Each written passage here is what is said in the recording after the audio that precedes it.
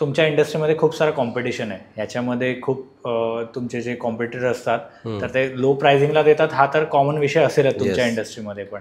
पण तुम्ही जेव्हा प्रोडक्ट डिलिव्हर देतात तेव्हा क्वालिटी मेंटेन ठेवणं आणि कॉम्पिटिटर किंवा ट्रेंडमध्ये ज्या गोष्टी आहेत सध्या डिझाईन वाईज वगैरे, तर त्या मेंटेन ठेवणं, ह्याच्यामध्ये तुम्ही पर्सनली काय तुमचा टच असतो की ॲज अ काय तुम्ही त्याच्यात? आता सपोज तुम्ही तुमच्या घरासाठी फर्निचर घेताय, तर इनिशियल स्टार्टिंग म्हणजे तुमच्या डिझाईन डिस्कशनपासून ते डिलिव्हरपर्यंत आमच्यापैकी मी किंवा माझा स्टाफ कोणी ना कोणी प्रत्येक वेळी तुमच्याबरोबर डिस्कशन आणि इन्व्हॉल्व असतो.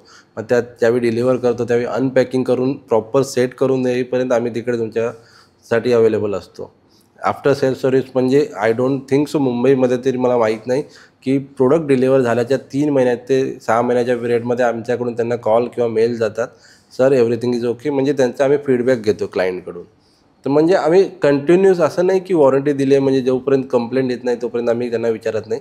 आम्ही आमच्या साईटहून 3 ते 6 महिन्याच्या पिरियडमध्ये त्यांना जोपर्यंत वॉरंटी आहे तोपर्यंत तरी आमचे मेल पाठवत असतो. काही इश्यू असेल तर यू लेट मी नो. आम्ही असं प्रत्येक वेळी क्लायंटला कस्टमरला विचारत असतो.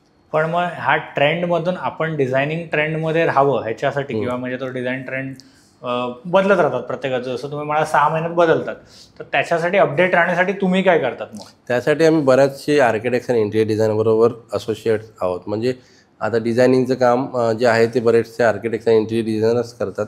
मग त्यांच्याबरोबर मीटिंग केल्यानंतर त्यांना आम्ही भेटल्यानंतर त्यांना काय युनिकनेस वाटतं की काय वेगळं करावं, आम्ही त्यांच्याकडून इनपुट्स घेत राहतो की नवीन काय करता येईल आपल्याला, किंवा डिझायनिंग हे जे प्रोडक्ट आहे पर्टिक्युलर एखादा सोफा आहे तर यात युनिकनेस आणण्यासाठी आपण काय करायला हवं, किंवा कम्फर्ट वाढवण्यासाठी अजून काय तुम्हाला वाटतं सर तुम्ही सजेशन द्या. तर तसे आम्ही आर्किटेक्ट्स, इंटिरियर डिझायनर, इव्हन कस्टमर्सकडून आम्ही त्यांचे व्ह्यूज ओपिनियन्स घेतो.